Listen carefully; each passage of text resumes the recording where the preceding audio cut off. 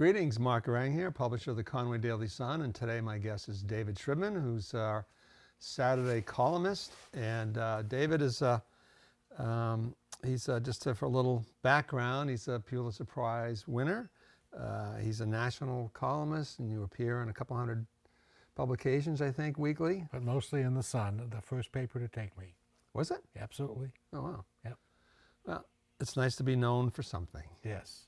And more importantly, he has a summer home or a winter home up here. So David and I just spent a couple of hours at Cranmore, which is about as good as Cranmore can get. Fabulous. Great skiing. And I've been skiing here for 58 years, and it was as good a day, morning mark as I've had it any time. All right. So this is a message to Ben Wilcox and the crew up there.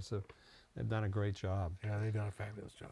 All right. So what else can you talk about, David? You know, you're an observer. You're not a historian. I was asking if you were a historian off camera, but you said no. No, I mean, I write a lot about history, but I did graduate work in history, but I don't have a PhD in history or anything. I just studied a lot and like it a lot, and I think it's kind of my niche as a columnist. I write about, put things in historical perspective. Everybody needs a niche.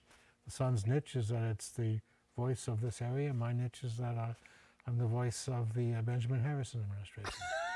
Okay, but I mean, you know, you're self-effacing, David, and you know, I know we won't go through this, but you know, you're on first name basis with George H.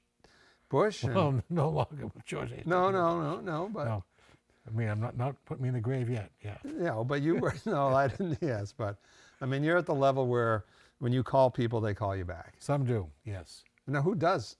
Who doesn't now? Who doesn't? Well, I mean, has Trump ever? Have you ever reached out to Trump? No, I've got a note from him once, but I've never actually.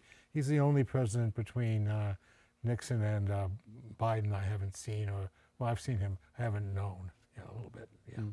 Yeah. All right, so I've got a couple of your recent columns, and how can you not talk about Trump? I mean, there's so much going Trump. on. No one ever talks about him anymore. Yeah. I know, it's amazing. Yeah. So is it possible to have any conversation in North America anymore without Trump coming out with at least first 5 minutes? It's not possible. I think there's that side, and I think a lot of people just don't talk. They don't want to talk about it because either you're preaching to the choir or you're arguing. Correct. Yeah. Yes, that's right. Now you were, you taught, or you do teach in McGill University in Montreal. Right. Montrebec, as we call it. Yeah, Montrebec. So what do they think about what's going on? Well, I can't imagine that people in Quebec or Canada could dislike anyone more than they dislike Donald Trump. He's the symbol of everything that Canadians suppressed about their feelings about the United States, negative feelings. His notion about tariffs, which he say will begin again next week, has created a moment of Canadian nationalism unlike any since at least 1967, which was when they had Expo 67, and then also the creation of the Canadian flag and that kind of stuff. And so, I mean, there are very few people in Canada who don't revile him.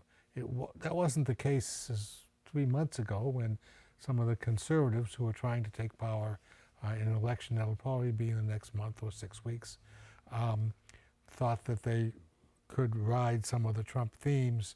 But since the tariff talk, even they have moved away from embracing anything to do with Trump. You see people at the Montreal Canadiens and games booing the American national anthem. The victory of the Canadians in overtime in the recent four-nation tournament was a great moment of Canadian nationalism. I should say to viewers that I'm a dual citizen. I'm a citizen of Canada as well as the United States. You are? Yes, I am. And so it's a very difficult moment for people like me. All of my Canadian friends are upset, and I'm kind of reluctant to call them up. Now, I don't want to hear about it, you know. I didn't do it. But now, Mike Trudeau is a liberal, right? He's a liberal, uppercase L, liberal, right, yes. Yeah, so Liberal Party. The Liberal Party, but that's still liberal. Yes, it is liberal. Okay, so Yeah. so for And us, the Conservative Party is conservative. the Conservative Party Makes it much easier, doesn't it? It really does. Yeah. And so I think people on this side of the border would think, oh, you know, this whole nationalism, right-wing stuff is really taking hold around the world, really, a lot of places. But the nationalism in Canada kind of has a leftish kind of leaning left. It's not leftist, but it leans left. It is based on some latent anti-Americanism, about cultural imperialism, they would call it. Too much American culture in Canada. Also, the notion, you hear this phrase all the time, that living in Canada is like living on the second floor of a crack house. Second floor of a crack house? Yeah. How's that? They're all crazy down there. Oh, Yeah, okay. yeah, yeah. And Trump, they dislike. It costs them money, lots of money. You can go to the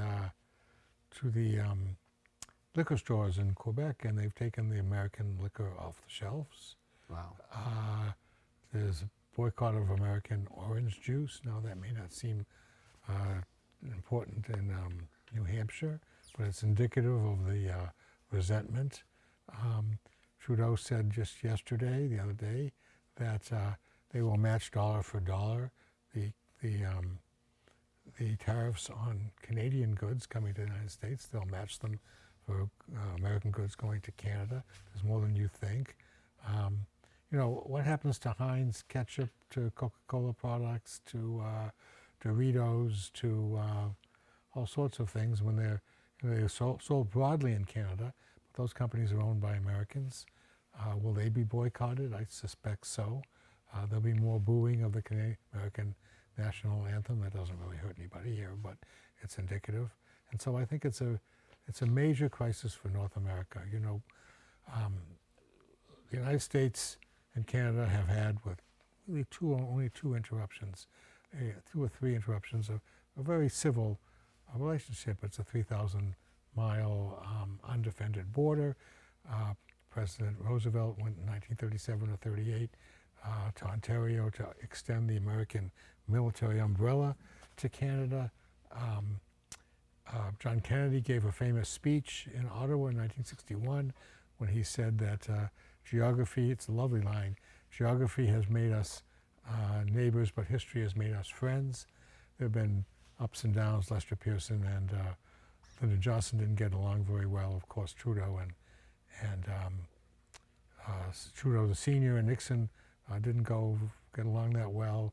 Trudeau the junior and Trump have been at odds since they first met each other. But generally speaking, it's been a civil, there are a lot of people like me. My mother was Canadian. There are a lot of mixed marriages, so-called. There are some towns in Maine where the library, half the books are in Canada and half the books are in the United States. It's so to have a country north of you hate you is a new thing, and it's a unsettling thing to a lot of people. One thing is the tariffs, and that's really the nuts and bolts yes. in the It economic begins sense. and ends with that, really. Oh, it does. Okay, so what I was going to ask you is, and the tariffs hurt us as a newspaper. It almost killed us in 2017 when he put the tariffs on, because newsprint, Right. which all of which is made in milled in Canada, and so that's coming for us. I hope not, but we print in Portland, and everybody's you up in can maybe arms. buy it from Georgia. No, it doesn't. You can't. It Okay. doesn't work there. But anyway, but what I wanted to ask, and before we move on from Canada, and I want to say that, David, you're not. You sound like it. Just by what you're saying, one could interpret as being anti-Trump. But you're not a partisan. No, you I'm pride an yourself analyst. I'm not an opinion columnist. I may have opinions, but you couldn't get some. You can't guess them. My wife usually can't guess who I voted for, and I don't tell her. Okay, so Okay. so they're really upset about the Canadians. Really upset about the tariffs. But what about the 51st state idea? Is that just I like think a joke? First of all, it's a joke down here. No one. I can't find anyone who really thinks that's serious. They find it disrespectful to refer to the prime minister of a sovereign country as the governor.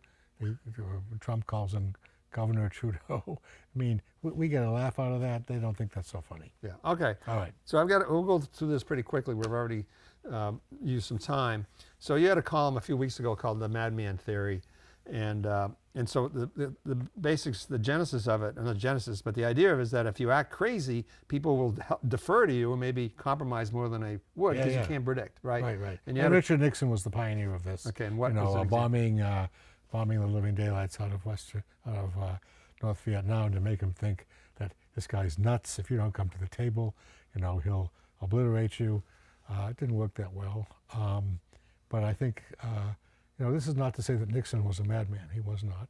Nor am I suggesting that Trump is, although many people feel he may be. But if you act like a madman, you may get people to. I mean, look how swiftly Trudeau was on the plane in about 16 seconds to go down to Mar-a-Lago. Many of the provincial premiers went down to Washington. They were there earlier this week, I think. So I mean, they responded to this, to what you might ordinarily think is a mad idea of a 25% tariff on your biggest trading partner. So it could be an effective. Its origins, of course, besides Nixon, were Machiavelli, who had some comments on this. Yeah. But I mean, I guess we don't know yet. I mean, Trump is so early in his administration that he's doing all these things, and now chickens have come home to roost. But when you say those things, and I go back to when Obama famously said Assad couldn't cross the red line, right. Back in Syria, if he did use chemical weapons, and I guess he did, and Biden didn't do anything.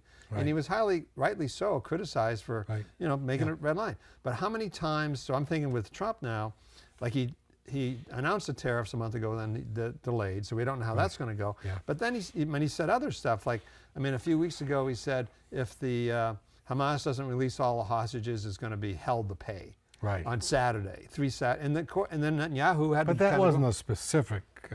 He said Saturday. What did he say? No, but I mean, he didn't specify what hell was. All right, but it just seems like, I suppose. I mean, but nobody said what crossing the red line was either. Oh, true. So I guess my point is, there's a madman theory. At what point is it have some credibility? And at what point do you think this guy's just blowing smoke? I think enough people in Canada and Mexico think he is mad that it does have credibility. Okay. Yeah. And if you had to guess, do you think the tariffs are coming? I do, for at least a while. Last time when they went on, they were temporary, weren't they? You didn't pay that much for a while. I mean, you paid a lot, but not for a long time, right? I don't recall. I mean, it was a while. Yeah, I mean, it was a while for sure. But it wasn't forever. No, it definitely wasn't forever. But I think, I think there was another story with newsprint in particular. But anywho, so then you have another. He's not going to do any favor for the press. Let me just say that. No favors for the press. It's certainly not. And then you had another column a couple weeks ago on who are Trump's role models, and I'm just summarizing here, but you said like George Washington wasn't, because he was the opposite of the imperial presidency, right? Correct. But then there's also the I will not tell a lie business too. Okay. Yeah. And then you had, but you did say he was Thomas Jefferson and Teddy Roosevelt, and I think part of that is because they acquired land. Yes. I mean, Jefferson, of course, with the 1803 Louisiana Purchase, doubled the size of the United States. There was nothing in the Constitution that suggested he could do this, but he went ahead and did it. Who was the other? Oh, Teddy Roosevelt. Was it Teddy? No, I think it would be McKinley, who acquired Puerto Rico, Hawaii, the Philippines, and did a lot of mischief in Cuba. And one thing is and people likened him to Andrew Jackson last time, and I think because prior to that, it was all these basically wealthy landowners. And right, all those Virginians and Massachusetts, they were all from the East at least. And of course, Andrew Jackson's identity was as a Westerner. Tennessee at the time was the West, and he had been involved in a lot of what they then called Indian fighting, and so that had a Western feeling to it.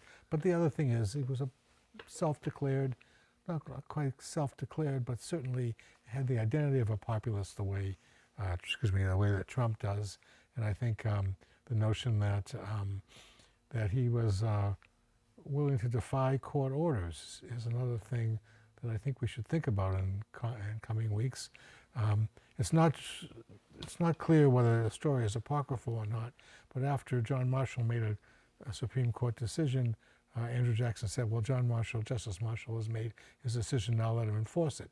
Well, we may see a little bit of that in coming weeks. We'll see. And we don't know how that's going to turn out. We don't know how that will turn out. But now Trump seems to identify himself more than with McKinley, 1800s to whatever it was, late 1800s. And he said a couple of things. One's McKinley. Well, Mount McKinley was named after him. Right, although he never had been to Alaska or never set sight on Mount McKinley, right? Right, and I think, and now it's back to being McKinley, right? Yeah, but I mean, there's a huge fallacy there. McKinley was known in a simplistic view, which is the view that Trump has acquired as a big tariff guy. But he changed his mind middle of his term and became very skeptical of tariffs, as worried about the implications for for the very domestic manufacturing interests he thought he was protecting. And so superficially you could say that he was a tariff guy, but in fact two historians recently, Yeah. Bob Mary, a friend of mine, and Karl Rove, who was closely identified with George W. Bush and has written an excellent book on McKinley, both of them have said that that's really a fallacy. So Okay. Now, one of the things that, when you're talking about Thomas Jefferson and McKinley and acquiring land by hook or by crook, is that, and that's Trump's view now. I mean, he's talking Right. about Panama, Canada, Right. Greenland, of course. Right. So He does have a sense of expansionism, and it's not implicit, it's explicit. He said that in his inaugural address. yeah, but isn't that so? Some people say, or I've read that and say, we're going from a great power to a big power. In other words, we've just going from they're great to just being a big power, like a throwback to the colonial days where we can take over Yeah. property. And I think really and I've read that since World War II, we haven't had any colonialism. In fact, actually, since World War I, Mark, American presidents, excuse me, have disavowed acquiring extra territory, and I don't think we have. No, I don't think anybody has. I mean, there was a lot of people acquiring and getting rid of property and territory at the Treaty of Versailles, but not us. And in the EU, which is an economic union, but partly that was created to keep the European countries from not fighting with each other. That's correct. I mean, they've done it for hundreds of years. They have. They did. But there's been none of that. No fighting in Europe, exception of Eastern Europe a little bit, and of course now Ukraine, since 1945. So Great achievement, by the way. right. So speaking of which, I mean, Ukraine. He's in the news. Trump was in the news just yesterday by not voting with the UN, and siding and not voting for that, declaring Right. Russian aggression, whatever it's called. So he basically sided with Russia, North Korea, and maybe China. I mean, have you ever seen? No. Like, one is, what do you think of this? I mean, Well, have you it's ever a seen huge such departure from American tradition, a huge departure from the U.S. position on Ukraine. There have been huge departures in American foreign policy before. The biggest ones were Nixon going to Russia and to Soviet Union and to China. But this is pretty extraordinary. I mean, I can't think of any. Anyway, so now, what do you think about? I mean, maybe not talking about the media so much, but the idea about this perpetual misinformation. And the New York, I mean, because Trump called Zelensky a dictator. Right. And the New York Post, which happens to be my favorite newspaper, because my goal is to either play third base for the Yankees or be a headline writer for the New York Post. Well, how about just being on page 6? Yeah, okay, page 6. I don't think I'm going to get there, though. Yeah. But they had one of those giant block types that said they had a picture of Putin and said, "This is a dictator." Right. The New York Post is conservative. Oh, very. Right. And Trump-oriented. Yeah. Now, the Wall Street Journal today being Tuesday, deplored what Trump did. The Wall Street Journal is very conservative. It's owned by Murdoch, of course. And they have been skeptical of Trump. They said those tariffs against Canada and Mexico were the dumbest tariffs in history. It's very interesting to see the right-wing skepticism of Trump. It's very interesting to watch. Important to watch, too. And do you have any, without going into the lineup of his appointees, how do you see them? I mean, we've got people who aren't qualified, basically. Well, there are different sorts of people, let's say, and the people up here in New Hampshire, and particularly this part of the state, no Tulsi Gabbard. Yeah. There was that big poster that Up on 16. On 16, Yeah. It was inscrutable. I had no idea what she was talking about. something like a soldier's passion or Yeah. something. No idea what she was talking about. In fact, I was with Margaret, your editor, in Ossipee to see Tulsi Gabbard in, let's see, that would have been 2023. She's certainly an unusual choice for that job. Let's put it that way. But she's very, I mean, one thing about, I mean, Robert Kennedy, I mean, they're all, I mean, to get where they are, they have to have special talents, right? Even Tulsi. I mean, she's Well, I mean, very Robert Kennedy has a special talent of being born as the oldest son of Robert F. Kennedy Sr. That was his special talent. Okay, so, but I mean, there was a great story in the 1962 Massachusetts primary for Senate to replace John F. Kennedy. It was a Kennedy seat, where Eddie McCormick, who was running against Teddy Kennedy, said that if your name were Edward Moore rather than Edward Moore Kennedy, your campaign would be a joke. You can apply that thesis, I think, to Bobby Kennedy Jr. Certainly his family believes that way. Yeah, no, I believe that. I mean, you know, Yeah. you're born, I mean, my story that I tell, because he was here, we interviewed him, and usually I greet people when they come in the outside, right? Yeah. Just on the little This is porch. Bobby Jr.? Yeah, Yeah. yeah, and so when I was out there, his handlers, because they remember Biden wouldn't give him Secret Service protection. Yeah. So his bodyguards, big guys, Right. they said, you can't be out here and greet him. You have to be inside. And the idea was they don't want Robert Kennedy Jr. hanging out outside, theoretically, because he could get shot. Well, I'm certainly sympathetic to that. Yeah. I mean, what a life. This he's lived. guy watched his father die on television. Yeah. You cannot be more careful about his sense of personal safety. Yeah. Well, he said, Robert Kennedy, I mean, how can you not interview him and not ask him about his uncle and who assassinated him? And the two things that Trump has done good so far in my book is one is get rid of the penny and open up the JFK files if he's going to do that. Yeah, I know. But anyway, the Democrats are just kind of like nowhere, right? Right. The Democrats are nowhere. They're kind of reeling. They get beaten pretty badly in the polls and all that. So where I'm going with this is that someone said, it was Brett Stevens, who was a conservative columnist in the Times, and he just says they're committing political suicide. The Dems are committing political suicide because anytime Trump does something, they're just against it. And the idea, and so Brett Stevens says, don't worry about Trump's lies, worry about his half-truths. And to me, that's the secret of Trump, is that he identifies things that are true, like we waste too much money in government. Right. Right? Okay, so maybe Right. that's not the way to do it, but it's true. Yeah. You know, same thing with Ukraine. Well, it's time to end the war. Well, is it time to give Ukraine to Putin? Probably not.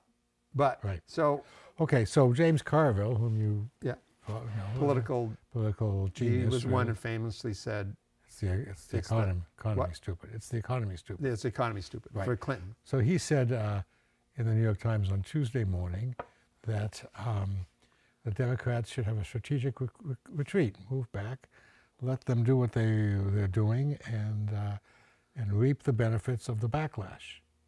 Well, that's different from what many Democrats are saying, which is attack, attack, attack, attack, attack. So those are two diametrically opposite ways of approaching this moment.